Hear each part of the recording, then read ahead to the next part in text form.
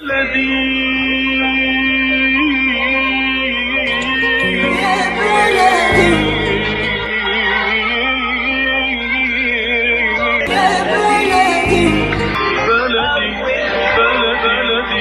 بكل الذين ينضموا للاستماع إلى راديو بلدي أول راديو عربي أمريكي ويعنى بقضايا العرب في المهجر. برامجنا في راديو بلدي كل يوم جمعة من 8 وحتى 9 صباحا مع ليلى الحسيني في بث حي ومباشر وعبر WNZK راديو 690 AM. صباح الخير بلدي، صباح الخير لكل مستمعينا. Welcome to Radio Baladi, the first Arab, Middle Eastern and American simulcast radio show. Radio Baladi is broadcast every Friday morning on WNZK 690 AM from 8 until 9 Eastern Time on Good Morning Michigan with Layla Al-Husseini. Our call-in number 248-557-3300. And now, stay tuned for the best radio talk show on Arab and American issues with your host, Layla Al-Husseini.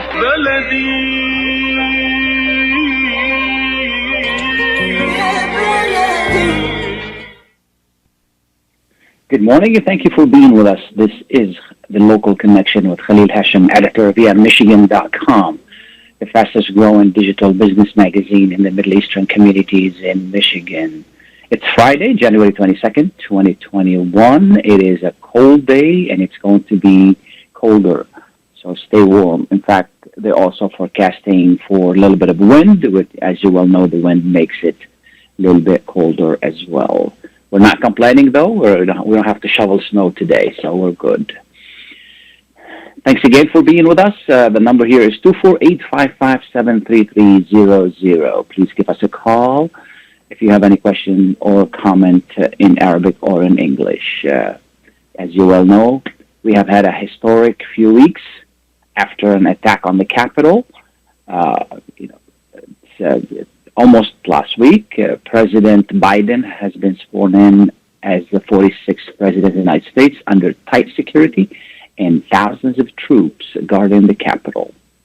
The scene of all these military there was surreal because we take for granted the fact that in America we transfer power in a peaceful manner. And to have all the security there and to have the attack on the Capitol was really, really surreal. We're glad that nothing happened, and other than the attack on the Capitol prior to that, nothing happened on Inauguration Day, and the smooth transition into a new administration has taken place. What a change. But again, democracy has prevailed, and President Biden started a sweeping changes to start a new chapter, departing from the previous administration. One of the changes is ending the Muslim ban. As you well know, President Trump, on the first week, he enacted the Muslim ban, banning people from coming to the United States from certain Muslim countries. It was seen by our community and by a lot of people as a racist law. And with us today, Zienab Fahs, she's Director of Space and Space with CAIR-Michigan, and she's with us to discuss the ending of the Muslim ban. Zienab, good morning. Good morning. How are you doing? I'm fine. How are you? Thank you so much for being with us. Thank you for having me on this morning. Absolutely. So the Muslim ban has ended. How difficult was it, and how does the community feel about it? I think the community definitely feels some sense of relief. It's been a long time coming, about 4 years of trying to reverse Donald Trump's executive order. But I think the community has high hopes, and, we're going to continue to hold this new administration accountable and make sure that, this is just the first step in ending and halting these Islamophobic policies. So hopefully we can continue to encourage them to remove and amend even more policies that affect our Muslim community. Absolutely.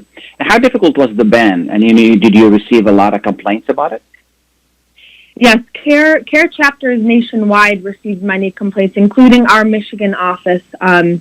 Families separated, families who have been waiting years for visa applications to get accepted, or to be coming and reunited with their families. Maybe people seeking medical care, students wanting to attend universities. I mean, a whole range of people who were unfortunately affected by the ban. But we're excited and we're optimistic that this new administration is going to, hopefully reverse as much of the damage as they can, even though, there's no possible way of taking back what happened these past 4 years. Absolutely, absolutely. What else are you going to be asking the new administration or following on in regard to the community? Right. So main requests, of course, including Muslims in every level of the government. We want to make sure that systemic policy reforms that are discriminatory are being replaced. Meeting with more American Muslim leaders within the community. And then more specific, Islamophobic or anti-immigration policies that are, again, affecting our Muslim communities, whether that's racism in policing or, ending the FBI's use of informants to spy on our Muslim communities, supporting more faith-based initiatives. So, we have a long list of asks, working hard with the new administration, but we have to be hopeful, but that doesn't mean that we can be relaxed now in any way. The work still continues, and, inshallah, we're hoping for the best. Absolutely. As you said, just because the president signed a resolution doesn't end all the other activities. What should people be on the lookout for? I'm sorry, can you repeat that again? It got cut off. Okay. Just like, as I said, just because President Biden signed the resolution doesn't end discrimination. What should we be on the lookout for? Oh, right. Well, we should be on the lookout for, hopefully, this new administration, editing or amending these initial or previous policies that I had mentioned. They're going to try to, in terms of the Muslim ban, really focus on those who were denied from specific countries and those who have been waiting for their visas even years before then. So hopefully they get special priority, and the processes are moving along much quicker. Like I said, we can't take back those 4 years or change them. So we're definitely going to hold accountable new administration to make sure that this is a quicker process for people, and they're not going to be waiting additional years and years to come and be reunited with their families or to seek medical treatment or attend universities or any of the reasons why or seek refuge in our country. So that's what we're looking forward to. Now, if anybody faces any issues, who should they call? Definitely call CAIR-Michigan. If there are any issues that you face regarding your civil rights or even right now, difficulty traveling and such, we have, our staff attorney in our advocacy department, which is what I run, and we're always fielding calls, taking new clients. They can reach out to us and call us. Our phone number is 248-559-2247, and if they look up CAIR-Michigan online, they can, reach out to us there or find out more information of how we can help. Yeah, very quickly, any recommendations and for people who are traveling at the airport, things that they shouldn't talk about, they shouldn't answer, they shouldn't get involved with, because, so they know their rights? I would say some quick facts, maybe, or tips. If your phone has a Face ID, I would turn that off and strictly use your phone numeric code. If you have a Face ID, they may be able to enter through that way, but if you have a specific code, it's not required of you to give that up, and don't give up your phone.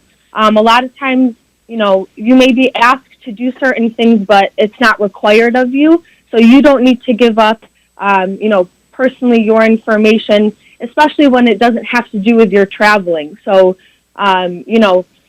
who are you affiliated with, or what political ideologies do you stand by? That has nothing to do with your travel, so you don't need to answer those informations. And CAIR-Michigan offers a lot of resources and videos online and programs that we've hosted. So I recommend also that listeners go and check those out online. Sounds good. Anything I didn't ask you that's important for people to know? Stay hopeful, stay optimistic, and reach out to CAIR-Michigan if there's anything we can do to help. Ms. Fahs, thank you so much for being with us this morning, for taking the time to be with us. We really appreciate your help. Thank you for having me on. Have a good day. Absolutely. Thank you so much. As you heard, it's very important that we know our rights. It's very important that, we know what to say. And I urge you to log into CAIR-Michigan and learn before you travel, okay? If you know anybody who's traveling, let them know so you know what to say and how to say it. It's just what we have to deal with. It's not fair, but it is what it is. So try to learn it. We're going to take a short break. Please stay tuned. We'll be right back. Kushat's Mediterranean Market and Shish Kebab offers a great array of your favorite Mediterranean meals. Meals range from lamb specialties, shawarma sandwiches, seafood dinners, and they offer special big trays of your favorite food, plus much more. Kushat's Mediterranean Market and Shish Kebab address is 32839 Northwestern Highway in Farmington Hills. Their phone number is 248-538-9552. That number again is 248-538-9552, and the supermarket is open from 8 a.m. to 9 p.m. Kushat's Mediterranean Market and Shish Kebab will definitely leave you satisfied. Life is a nonprofit charity that's provided humanitarian aid and development to people and communities for over 25 years, regardless of race, color, religion, or cultural background. When disaster occurs here or around the world, Life for Relief and Development rushes in to provide food, medical aid, and shelter to those in need. Please help improve these efforts. Make your tax-deductible donation to Life now at lifeusa.org or call 248-424-7493. Ziad brand. Quality products from our family to yours. Ziad Brothers Importing offers the finest quality products, including brands like Sultan, Kraft, Nestle, Hook, Rico Picon, Donna, and many more. Ask your retailer to carry these fine products because you deserve the very best. For more information, visit our website at www.ziad.com. That's www.ziad.com. Ziad, quality products from our family to yours. Welcome back, and thank you for being with us. This is Khalil Hachem with WDMV.com. I also want to take just a second and a moment to thank the founder of US Arab Radio, Layla Husni, for her dedication and for her hard work to keep this radio alive, and then to keep this outlet of informing and our community and informing our listeners and nationwide, and establishing that connection between the United States and the Arab world as well. We appreciate it, Layla. Thank you so much. Again, I also, this has been really, as I mentioned before, it has been surreal, all what's going on in Washington, and with the new administration. Hopefully it's going to start a new chapter, a chapter of healing, a chapter of bringing people together. We can have different ideas and different political directions and affiliation, but it doesn't mean that we can't work together.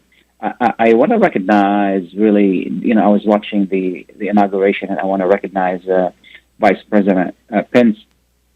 And I was never one of his fans, but I just want to appreciate his professionalism, just attending the inauguration and not being a bad loser, like the president was, and attending the inauguration. And this is how it is done in America. When Al Gore lost, and he continues to claim that he won the popular vote, he attended the inauguration, and he did what he was supposed to do, and congratulated President Bush former President Bush on the election, and that's the way it is. It's the voters have spoken, and we have a new administration. But since we have a new administration, we have new challenges. And we have a lot of challenges. We have the economy, we have the pandemic, we have unity in the country. We have all of that. With us this morning, editor and journalist John Mulcahy, to help us understand and what's next. Good morning, John. Good morning, Khalil. Thank you for having me on. Thank you so much for being with us. Sure. Absolutely. So, President Biden has been sworn in, and now is the hard work. Yes. There are a lot of challenges. There's unity. There is the pandemic. There's the economy. What's going to happen next?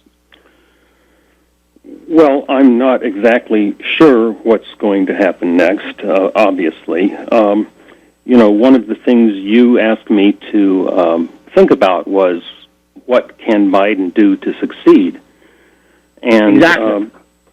Yes, and so the first thing I did was think about, how do we define success? And from my point of view, he'll succeed if he can provide economic security and peace. I think that's what people want. Absolutely. And frankly, my opinion is if he wants to succeed, what he should start by doing is listening more to the left wing of his own party. And I think that that might be very hard for him. I'm not sure if he can do it or if he will do it, but I think some of the programs that they are proposing are very popular with the people of the United States, and that would be the first thing that he should do. On top of that, what kind of programs? Well, for instance, he should at least consider Medicare for all. I know he said he would veto it, but and he has a different program, a different idea of the public option. He has, but it is a very popular idea. If he really wanted to succeed with the American people, I think he should stop and reconsider that. Also, relief of student debt. I know he has some plans for relieving student debt, but I really think that he should consider a massive program of relieving student debt. And sorry, I had one more in mind. The $15 an hour minimum wage. He has already taken some action, as I understand, to require that of federal jobs. So that's a positive thing. But he absolutely needs to do that. So this is the way I think he has to go, and he has to remember that his victory included the votes of millions of people who were really quite to the left of him, but supported him because they saw the danger and the problems of continuing Trump administration. And I think he has to take those people into consideration. Absolutely. It is historic that you have Georgia voting Democratic, you have Pennsylvania, you have Michigan, you have Wisconsin, I believe. All of these states, Arizona, flipping these states, although it was not a large margin, but it tells us what really people want. And you're absolutely right. Solving the Medicare, the medical issue, the healthcare issue, which is we've been struggling for years to solve, would benefit the economy tremendously, and the other aspects as well. But do you now listening to one side of the American people is one thing, but to try to work with the conservative part is going to be even more tough, don't you think? Well, yes, I do, but again, I sort of feel like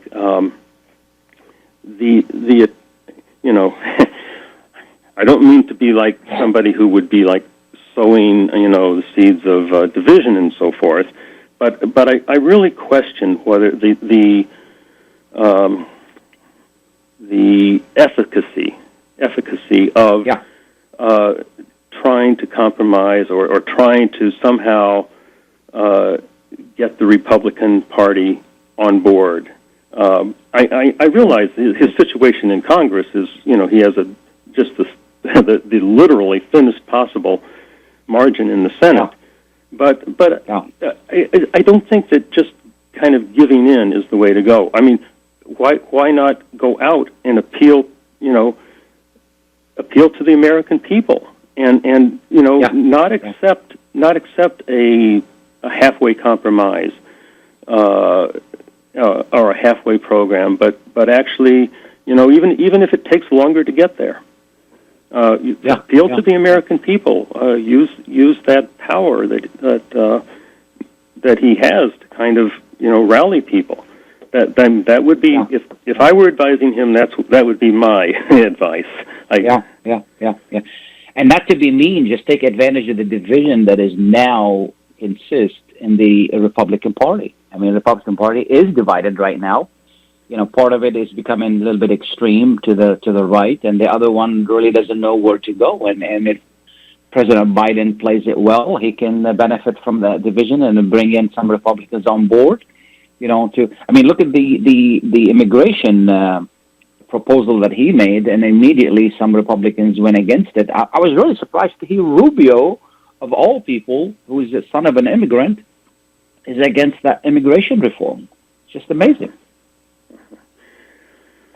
Well, I guess I just feel like that's why I feel like he has to,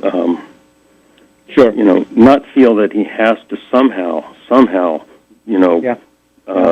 bend over backwards to try and get Republicans on board. I mean, I think he really has to try and rally public opinion for his programs. And having a consistent message, he needs to avoid the mistake that President Obama did, which he had first one message and then he changed, then he kept changing, and it was really tough to really recruit people to get what he wanted to get. And then he became more infatuated with the fact that he wanted to win a second term, then he abandoned the public option, which is the health care. Right. Hopefully he won't do that. As far as the Republican Party, what do you think would happen there? I mean, clearly there's a division there. Is it that a group of them gonna be with President Trump, former President Trump, and have their own wing, or they may come back and come back to the center somewhat? No, I don't think that they're going to come back to the center. I think that the Republican Party has become a breeding ground for, frankly, racist and fascist ideas, and I am not really, willing to venture like, well, is the Republican Party just going to split or fall apart? But I do think it may just remain.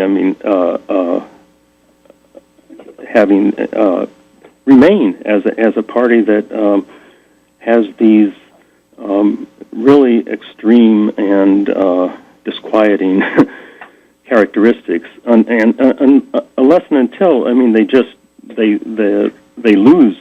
start losing so much that dies away. I'm not optimistic at all about the Republican Party. Yeah. At the end of the day, the more unity we have, it's better for the country, it's better for policies, it's better for everything. And then, we'd love to see the day where we can send these guys to Washington to really work together and do something. And, you have the pandemic, and this is really one of the biggest issues that's going to be facing the Biden administration, inheriting, policies that were not successful. And, what do you think, other than trying to get as many people vaccinated? I saw a good sign yesterday where Dr. Fauci is really saying, now I can speak my mind as a scientist, What else do you think Biden should do other than, letting people do what they need to do? Well, in this regard, I do have some hopes that he really is going to try to marshal the resources of the federal government, and that includes organizational capacities and money, of course, and know-how to organize the vaccination better. At least that that is my hope, and I think he at least shows some signs of wanting to do that. Absolutely, and that's important. But I'm not the whole idea of sending people back to school. Before the pandemic is really beaten. I'm not sure, why do they want to do that? Is it just so that the parents can then go back to work? I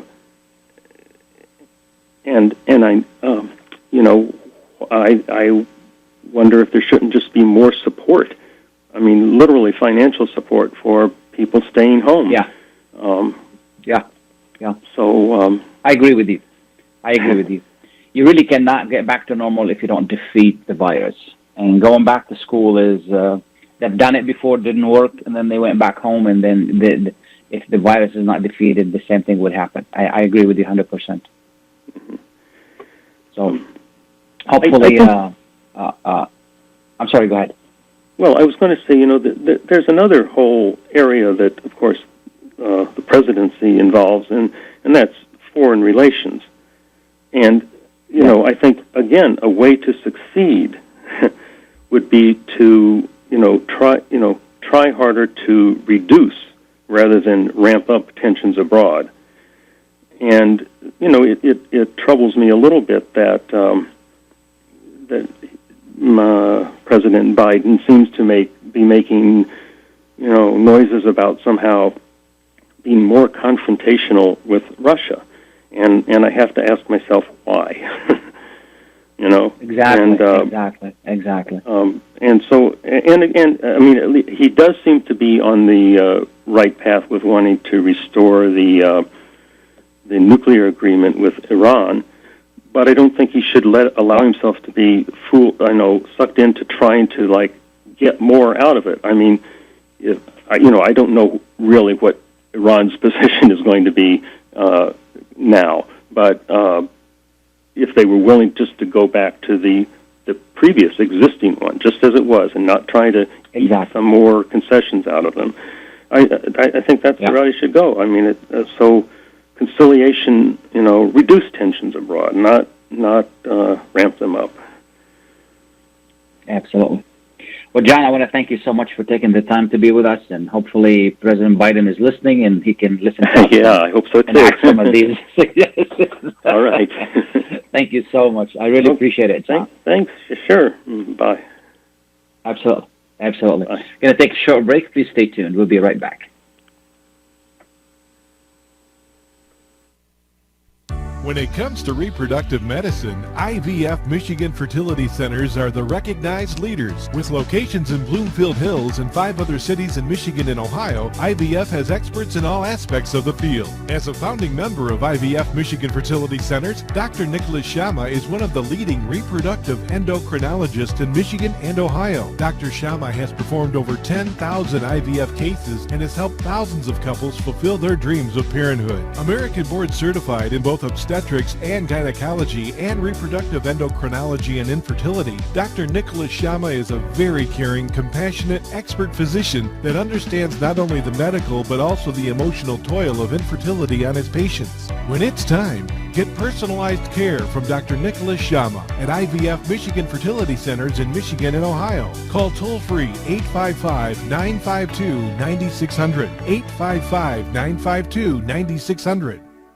Get ready for an amazing experience at Ishtar Restaurant on 15 Mile Road in Sterling Heights. Enjoy excellent hospitality from owners Ali Al-Baghdadi and Fady Bonham, serving the best in Mediterranean food. Try Chef Ali Al-Baghdadi's famous shawarma, the best Iraqi grills and food, and the best Arabic and international dishes. Dine in our authentic atmosphere or take out. Call 586-698-2585 or check us out on Facebook. Ishtar Restaurant practices all CDC guidelines and is open every day 11 a.m. to 10 p.m. Have an amazing experience today at Ishtar Restaurant, 3625 15 Mile Road, Sterling Heights.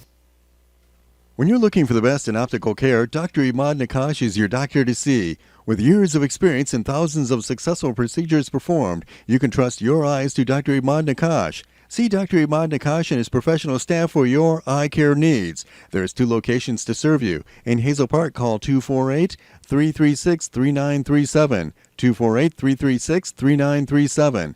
In Rochester Hills, call 248-299-3937. That's 248-299-3937. Welcome back, and thank you for being with us. And as we've been talking with John Mulcahy in regard to, what is going to happen next. And one of the biggest issue, as I mentioned before, is the pandemic. And this is going to be one of the biggest challenge for President Biden. At the same time, the pandemic is touching our lives in many different ways. And recently, federal agencies have warned of emerging fraud schemes related to COVID-19 vaccines, in which people either selling access to or selling fake vaccines. And there have been a lot of warnings about that. And with us this morning, we asked our friend from the FBI from the Detroit office, Mara Schneider, Public Affairs Officer with the FBI Detroit office, to be with us to help us understand what are we facing and what do we need to do. Good morning, Ms. Schneider. Good morning. Thank you so much for having me. Absolutely. Thank you for taking the time. So what are we dealing with and what do we need to know? Sure. So what we're seeing and what we've seen over the course of the pandemic, unfortunately, is criminals taking advantage of people's interest in getting services as a result of the pandemic, whether that be unemployment insurance, or in this case, we're talking about access to vaccines. So what we've seen nationally is that we've seen advertisements for the ability to pay for early access to the vaccine. We've seen people saying if you pay in advance, you can put your name on a waiting list or get pay out of pocket for a vaccine that you shouldn't have to. So there's just been a number of ways that criminals have been trying to take people's money. But in addition to money, they're also looking for your personal information, so your name, your social security number, your birth date, and that sort of thing. They can use that to steal your identity for any number of other reasons. So it's just an unfortunate thing that we see people taking advantage of a situation to really prey on people who are interested in getting this vaccine. Absolutely. And what are some of the the flags, red flags we need to be aware of? Sure. So one of the things I mentioned is that if somebody tells you to pay out of pocket, if you are asked to pay to put your name on a list or get early access to the vaccine, if you get an advertisement through social media or via an email or a text message offering the vaccine to you, any way that you wouldn't normally get medical information. So something that's not your doctor or medical provider reaches out to you and offers you the opportunity. So any of those things where the offer for the vaccine comes from an unexpected source is probably something to be aware of. So it's important just to make sure that you're getting that information from your healthcare provider. Absolutely. Do we need to report it to anybody? Yes. So you can report that to the FBI at 1-800-CALL-FBI. We also have an online website called IC3. That's IC3.gov. That's our Internet Crime Complaint Center that you can report that somebody has tried to sell you or get you involved in a fake vaccine. Excellent. Is there anything I haven't asked you that people need to know? Well, I would just remind people that the best information will come from reliable sources. Your state or county health department, the CDC, or the FDA. So if you have questions about a vaccine, reach out to those trusted sources. Absolutely. And more information we can find on your website. I'm looking at the page right now where it really talks about the warning and what people need to know, what people need to be aware of. Is there another phone number people need to call to get more information? You could also call our office or the Health and Human Services. So Health and Human Services is 1-800-HHS-TIPS, or you can call the Detroit field office at 313-965-2323. Thank you so much. I really appreciate you taking the time to be with us. Thank you for having me. Absolutely. Thank you. You know, as we continue to talk about the pandemic, one of the main issues also is the vaccine, the availability of the vaccine, and then what it does and what we need to know about the vaccine itself. And with us this morning, Dr. Fady Mustarah, to discuss the pandemic and give us more of an update on the COVID-19 vaccine. Dr. Mustarah is a board-certified surgeon and a clinical epidemiologist with a master's degree in public health. He is an international expert practicing in general and bariatric surgery in the Tri-County area of Southeast Michigan. He is a member of the American Society of Metabolic and Bariatric Surgery and develops practice guidelines and standards.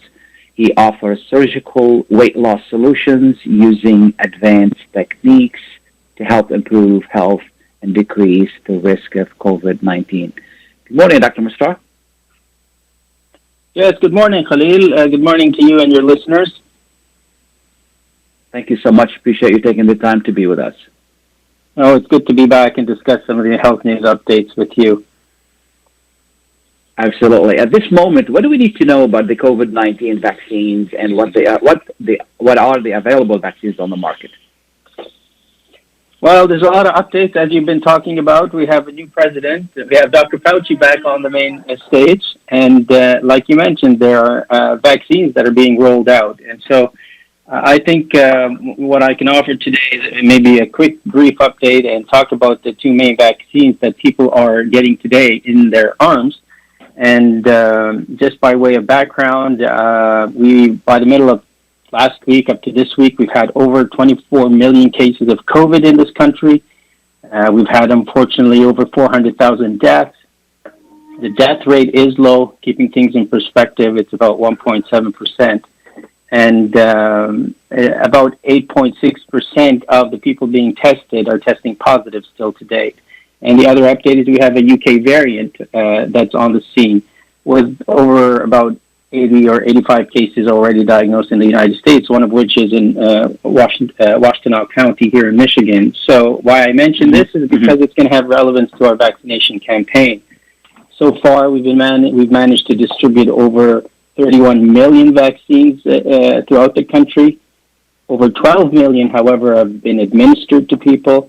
So there's a little bit of a gap there in terms of trying to reconcile that, but things have been improving significantly since the holiday and the beginning of the year.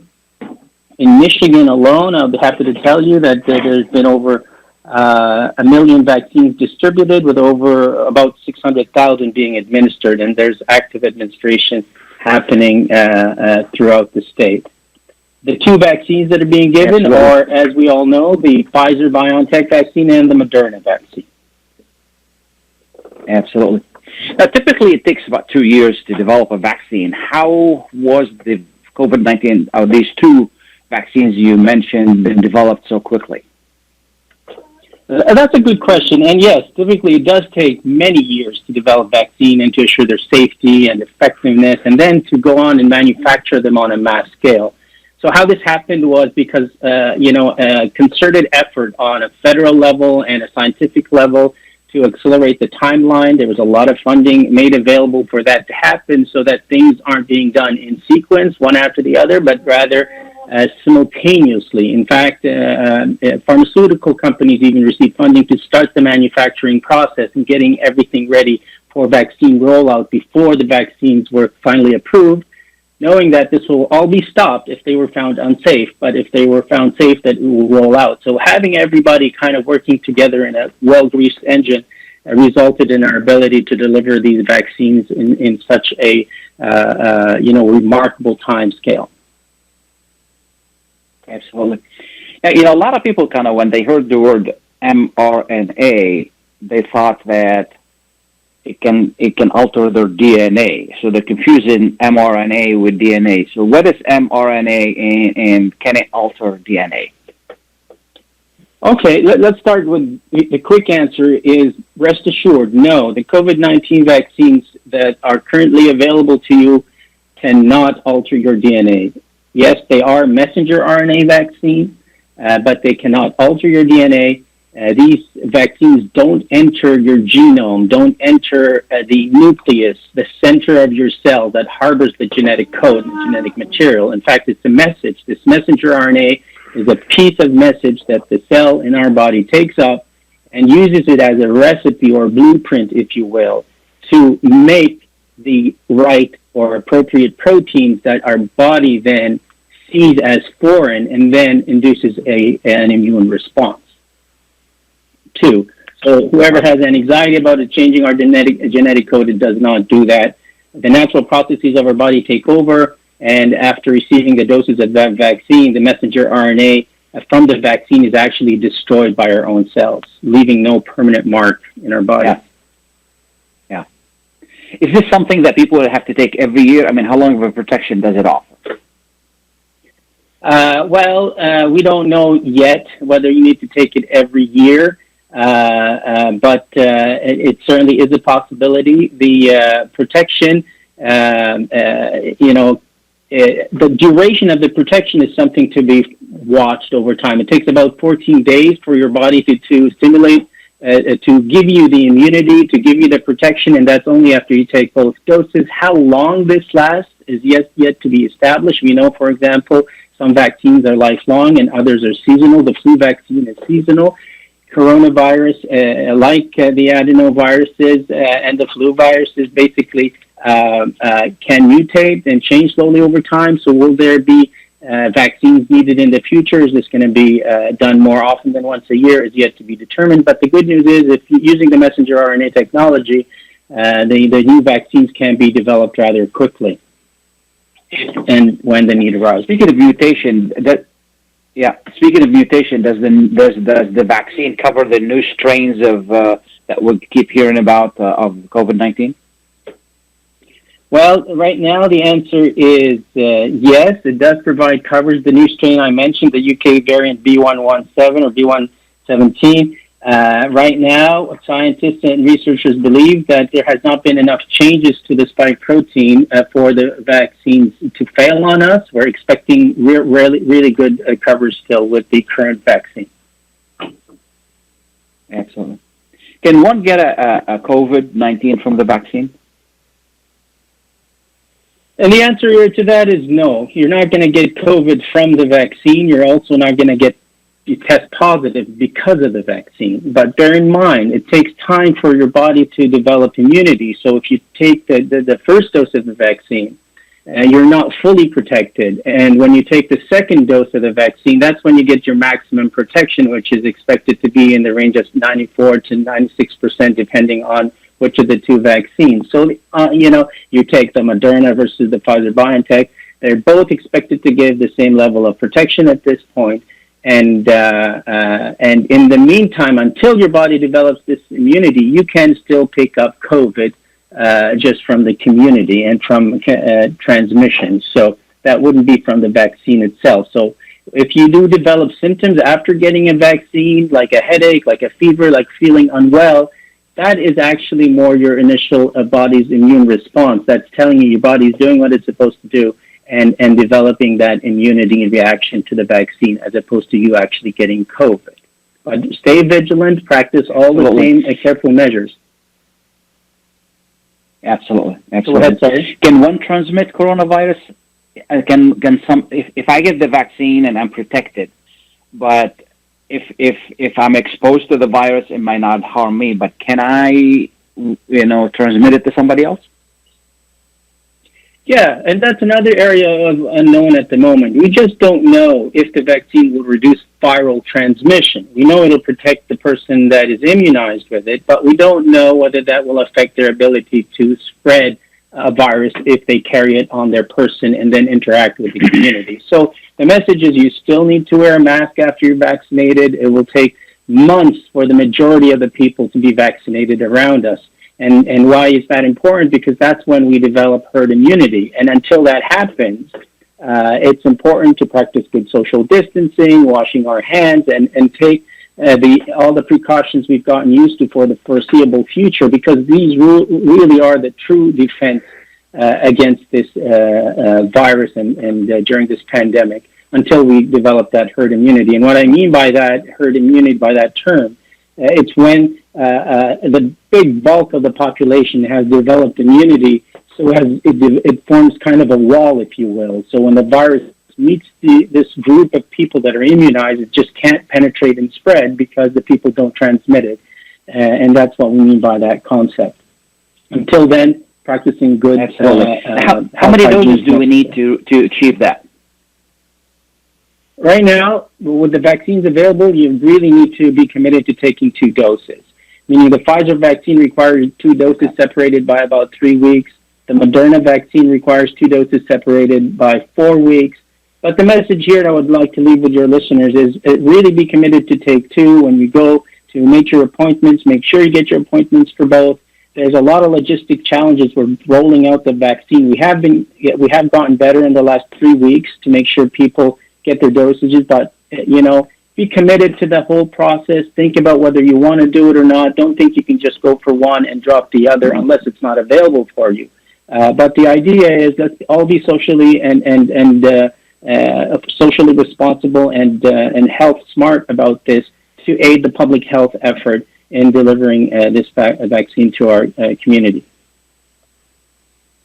Absolutely. Some people who have had COVID think that I already have it, I have immunity in my system. Do these people need to take the vaccine? That's another good question. And the answer there is a little tricky.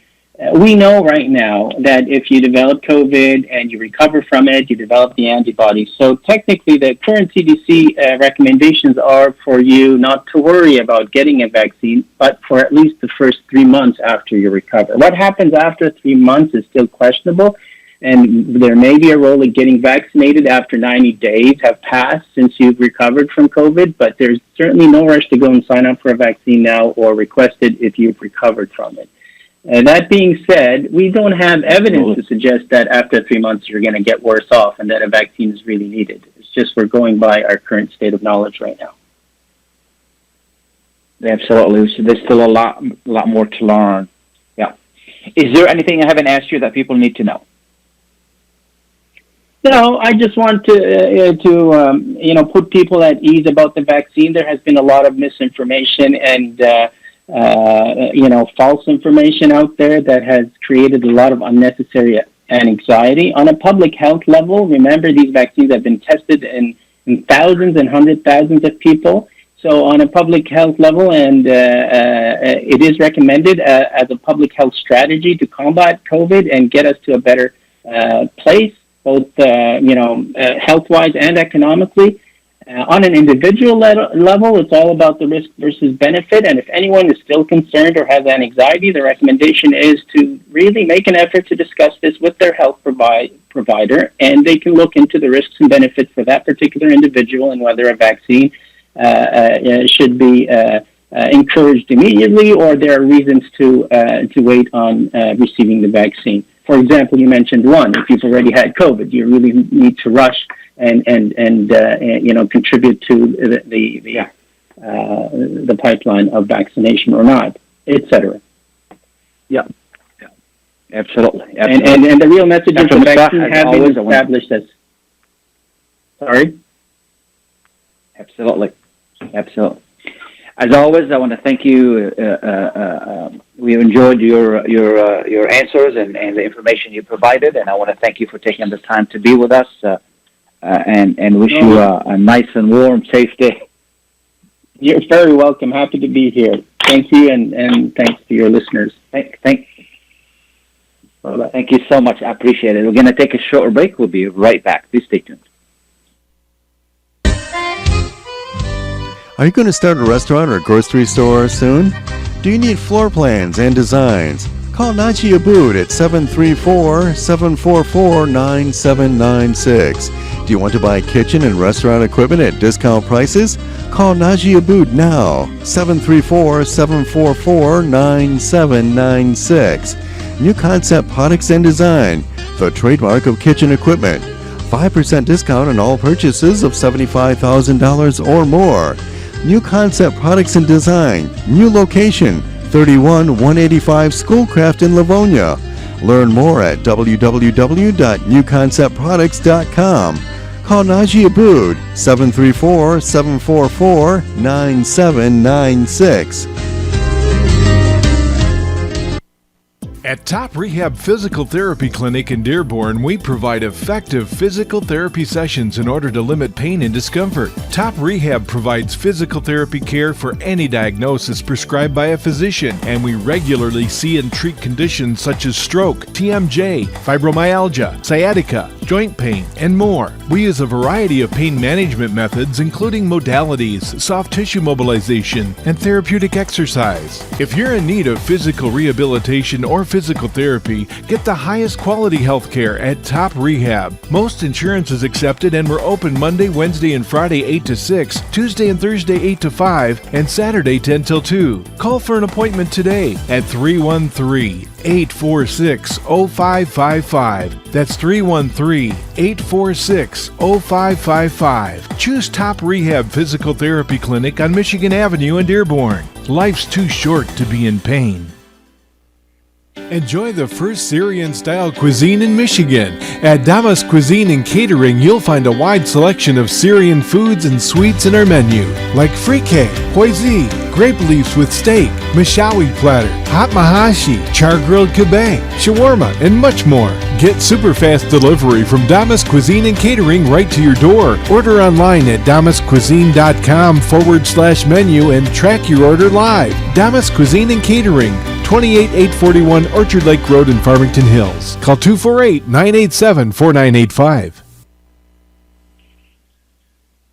Welcome back, and thank you for being with us. I would like to thank our guests today, starting with Zienab Fahs from CAIR-Michigan, and who spoke about the changes with the new administration in regard to the ending the Muslim ban.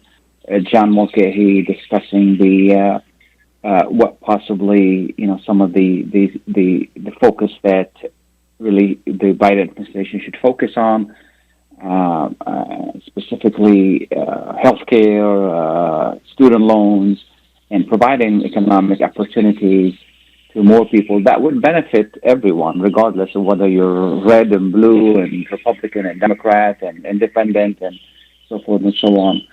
Increasing the minimum wage to $15 and also wiping out student loans and starting a new chapter, allowing a large number of Americans to buy homes, start new chapters, alleviate this monkey off their back, and then putting together new criteria for loans that would help students in the future, and also tackling the pandemic. It's very important that we win this battle, and if the Biden administration does not win this battle, they're going to lose everything else. So I want to thank Mara Schneider for being with us from the FBI. And I urge you to be very careful. If somebody is marketing the vaccine to you, you need to be careful. It's not coming from your healthcare person. You need to be really careful, and then you need to report it as well.